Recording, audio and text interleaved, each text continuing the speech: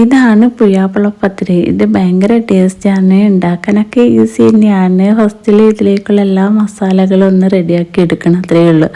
എന്നാൽ പിന്നെ നമുക്ക് റെസിപ്പിയിലേക്കൊന്ന് കടന്നു നോക്കിയാലോ.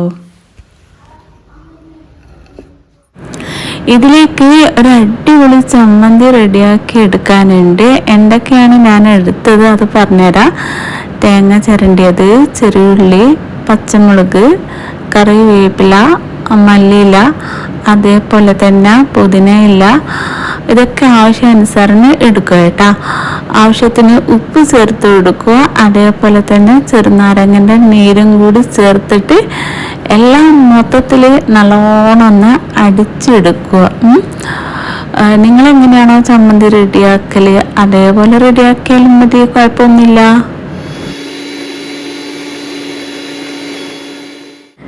ചമ്മന്തി അവിടെ മാറ്റി വെച്ചിട്ടുണ്ട്. ഇനി ഒരു പാത്രത്തിലേക്ക് 3 കോഴിമുട്ട, 3-4 കോഴിമുട്ട പൊട്ടിച്ചെടുക്കുക. കുരുമുളകിൻ്റെ പൊടി, ആവശ്യത്തിന് ഉപ്പ്, പിന്നെ കറുത്തുള്ളും വെളുത്തുള്ളും ഉണ്ടെങ്കിൽ മാത്രം എടുക്കുക, ഇല്ലെങ്കിൽ അത് രണ്ടും ഒഴിവാക്കുക. എന്നിട്ട് ഇതാ സ്പൂൺ വെച്ചിട്ട് നല്ലോണം ഒന്ന് ഇത് മിക്സാക്കി എടുക്കുക.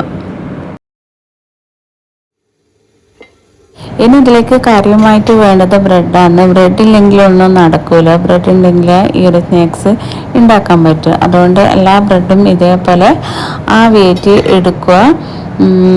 അതെന്തിനാന്ന് ചോദിച്ചാൽ ആ ഒരു പരത്തി കിട്ടാനുള്ള എളുപ്പത്തിന് വേണ്ടിയിട്ടാണ്. അല്ലെങ്കിൽ പരത്തുന്ന സമയത്ത് ബ്രെഡൊക്കെ പൊടി പൊടിയായിട്ട് അങ്ങ് പോവും. അതുമല്ല ഇത് പാല് ഇട്ടെടുക്കുന്ന സമയത്തും അതൊരു വൃത്തി കിട്ടൂല. അതുകൊണ്ടാണ് ഇതേപോലെ എല്ലാ ബ്രെഡും പരത്തി എടുക്കുക.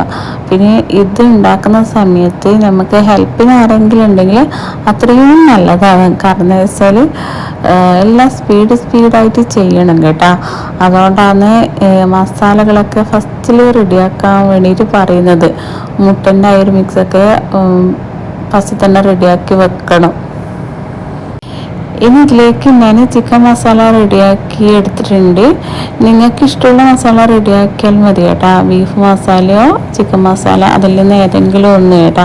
അതൊന്നും ഞാൻ വീഡിയോയിൽ കാണിക്കുന്നില്ല. എന്താണെന്ന് വെച്ചാൽ നിങ്ങൾക്ക് അറിയുന്നൊരു കാര്യമല്ലേ. അത് നിങ്ങൾക്ക് ഇഷ്ടമുള്ള മസാല റെഡിയാക്കി എടുക്കുക. ഇനി ഇതൊന്ന് സെറ്റാക്കി എടുക്കാൻ പോകുന്നുണ്ട്. നെയ്യ് നന്നായി ചൂടായി വന്ന ശേഷം ഫ്ലെയിം ഓഫാക്കുക. അത് എന്തിനാന്ന് ചോദിച്ചാൽ ബ്രെഡാണ് പെട്ടെന്ന് കുക്കായി വരും. പിന്നെ കരിഞ്ഞു പോയിട്ടുണ്ടെങ്കിലോ അതുകൊണ്ടാണ്. ഇത് സെറ്റ് ചെയ്തെടുക്കണമെങ്കിൽ കുറച്ച് പണിയുണ്ട്. പിന്നെ ഓരോ ബ്രെഡും മുട്ടയിൽ ഇതേപോലെ മുക്കുക. എന്നിട്ട് ഇതേപോലെ സെറ്റ് ചെയ്തെടുക്കുക. 4 എണ്ണമായിട്ടാണ് വെച്ച് കൊടുക്കേണ്ടത്. ഗ്യാപ്പ് ഉണ്ടാകാൻ പാടില്ല. അതായത് അടുപ്പിച്ചടുപ്പിച്ച് തന്നെ വെക്കണം കേട്ടോ. വിട്ടു പോകാൻ പാടില്ല. അന്നേരം പിന്നെ അത് സെറ്റായി വന്നാൽ വിട്ടിട്ടുണ്ടാകുക. അതുകൊണ്ടാണ് പറയുന്നത് ഗ്യാപ്പില്ലാണ്ട് കയറ്റിയിട്ട് തന്നെ വെക്കണം എന്ന്. മുട്ടിച്ച് കൊടുക്കണം.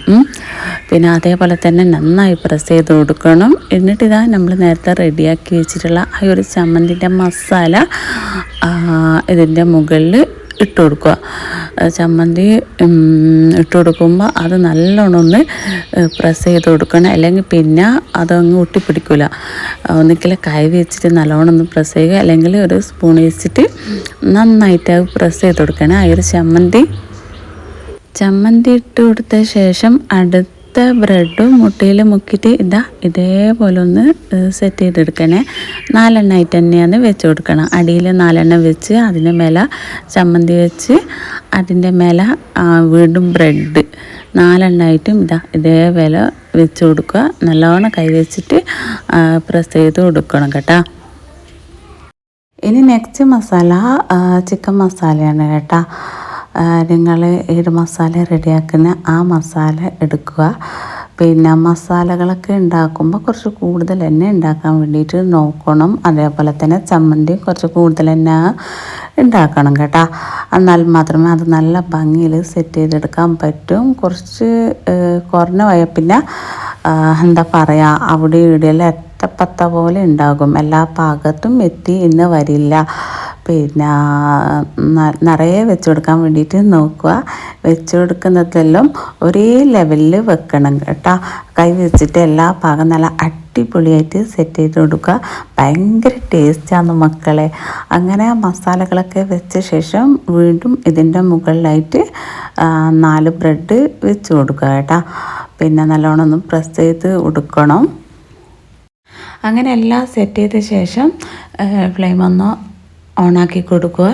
എന്നിട്ട് ഇതാ കാണാനുള്ള ഒരു ഭംഗിക്ക് വേണ്ടിയിട്ട് ഒരു തക്കാളി ഉണ്ടല്ലോ അത് ഞാൻ റൗണ്ടിൽ കട്ട് ചെയ്തിട്ട് ഇതിൻ്റെ നടുവിലായിട്ട് വെച്ച് കൊടുക്കുന്നുണ്ട്. അതേപോലെ തന്നെ കാണാനുള്ളൊരു ഭംഗിക്ക് എല്ലാ സൈഡിലായിട്ട് ഇങ്ങനെ മല്ലിയിലും കൂടി വെച്ച് കൊടുക്കാൻ വേണ്ടിയിട്ട് നോക്കുക. ഇത് ഈസി ആയിട്ട് ഉണ്ടാക്കാൻ പറ്റിയിട്ടുള്ള ഒരു സ്നാക്സാണ്. വീഡിയോയിൽ കാണുമ്പോൾ നിങ്ങൾ വിചാരിക്കും ഇതൊക്കെ വലിയൊരു പണിയാണെന്ന്. വലിയ പണിയൊന്നുമല്ല, കഴിക്കാൻ ഭയങ്കര ടേസ്റ്റാണ്. നിങ്ങളൊരിക്കലും ഉണ്ടാക്കിയാൽ പിന്നെയും നിങ്ങൾക്ക് ഉണ്ടാക്കാൻ വേണ്ടിയിട്ട് തോന്നും. അങ്ങനെ ഇത് അടച്ച് വെച്ചിട്ടൊന്ന് കുക്കാക്കി എടുക്കുക. പെട്ടെന്ന് കുക്കായി വരും. ബ്രെഡാണ്, നിങ്ങൾ അടുത്ത് തന്നെ നിൽക്കണം. അങ്ങനെ അടിവശം ആയി വന്നിട്ടുണ്ട്. ഇനി ഇത് തിരിച്ചിട്ട് കൊടുത്തിട്ട് മുകൾ വശവും കുക്കാക്കി എടുക്കുക. അങ്ങനെ തിരിച്ചിട്ട് കൊടുത്ത ശേഷം അതിൻ്റെ മുകളിലായിട്ട് അല്പം നെയ്യ് ഉണ്ടല്ലോ, നല്ല നെയ്യ്, അത് മൊത്തത്തിലൊന്ന് തടവി കൊടുക്കുന്നുണ്ട് കേട്ടോ. ബ്രെഡല്ലേ, കുറച്ചും കൂടി നല്ല ടേസ്റ്റൊക്കെ കിട്ടിക്കോട്ട്. പിന്നെ ചൂടോടെ കഴിക്കാനാണ് നല്ല ടേസ്റ്റ് ഉണ്ടാവും കേട്ടോ. ബാങ്ക് കൊടുക്കുന്ന ഈ ഒരു ടൈമിലല്ലോ. ഞാൻ വീഡിയോയിലെടുക്കാൻ വേണ്ടിയിട്ട് വേഗം തന്നെ റെഡിയാക്കി വെച്ചിട്ടുണ്ടായിരുന്നു. അങ്ങനെ ഒരു പാത്രത്തിലേക്ക് മാറ്റിയിട്ടുണ്ട്. ഇനി നിങ്ങളിഷ്ടമുള്ള രീതിയിൽ നിങ്ങൾ കട്ടാക്കി എടുക്കുക. പിന്നെ ചമ്മന്തി ഇഷ്ടമില്ലാത്തവരൊന്നും ആരും ആയിട്ടില്ലല്ലോ. എല്ലാവർക്കും ചമ്മന്തിയൊക്കെ ഭയങ്കര ഇഷ്ടം തന്നെയല്ലേ. നിങ്ങളെങ്ങനെയാണോ ചമ്മന്തി റെഡിയാക്കുന്നത് അതേപോലെ റെഡിയാക്കി എടുത്താൽ മതി, വേറെ കുഴപ്പമൊന്നുമില്ല. അതേപോലെ തന്നെ നിങ്ങൾക്ക് ഇഷ്ടപ്പെട്ട മസാല നിങ്ങൾ ഉണ്ടാക്കുക. പിന്നെ വേറെ എന്താ പറയാനുള്ളത്? വേറെ പറയാനുണ്ട്, വീട്ടിൽ ഗസ്റ്റൊക്കെ വന്നാൽ ഇങ്ങനത്തെയൊക്കെ കൊടുക്കാൻ നല്ലല്ലോ, സ്പെഷ്യൽ സ്നാക്സൊക്കെ. പിന്നെ എല്ലാവരും ഒന്ന് ട്രൈ ആക്കി നോക്കണേ. പിന്നെ വലിയ പണിയൊന്നുമില്ല. വീഡിയോയിൽ കാണുമ്പോൾ ഒന്ന് വിചാരിക്കും അല്ലാ ഇത് വലിയൊരു പണിയാണ്, മെനക്കേടാണ് എന്ന്. അങ്ങനെ ഒരു മെനക്കേടും ഇല്ല, പെട്ടെന്ന് ഉണ്ടാക്കാൻ പറ്റും. അപ്പം ഇന്നത്തെ നമ്മളെ നോമ്പിൻ്റെ കുറച്ച് വിശേഷങ്ങളൊക്കെയാണ് ഇത് കേട്ടോ. ഇന്ന് പിന്നെ എനിക്ക് നല്ല ടൈം കിട്ടിയിട്ടുണ്ട്. ഈ ഒരു സ്നാക്സ് ഉണ്ടാക്കൽ ഞാൻ കുറച്ച് നേരത്തെ കാലത്ത് ഉണ്ടാക്കി വെച്ചിട്ടുണ്ടായിരുന്നു. അല്ലെങ്കിൽ എപ്പോഴും വാങ്ങി കൊടുക്കുന്ന ഒരു ടൈമിൽ എന്താ പറയുക, പടക്കലിരിക്കും. അതെന്താന്ന് വെച്ചാൽ ഒന്നാമത്തെ കാരണം നമ്മൾ വീഡിയോ എടുക്കലും ഫോട്ടോ എടുക്കലെല്ലാം ആയതുകൊണ്ടാണ്. വെറുതെ അല്ല പറയുന്നതല്ലേ, വീഡിയോയിൽ എടുക്കാൻ നല്ല സമയം പിടിക്കുമെന്ന്. ഈ വീഡിയോയിൽ എടുക്കുന്നതുകൊണ്ട് സമയം പോകുന്നത് മനസ്സിലാവൂല. എന്നിട്ട് ഞാനിന്ന് വേഗം ഇറങ്ങി ഉണ്ടാക്കാൻ വേണ്ടിയിട്ട്.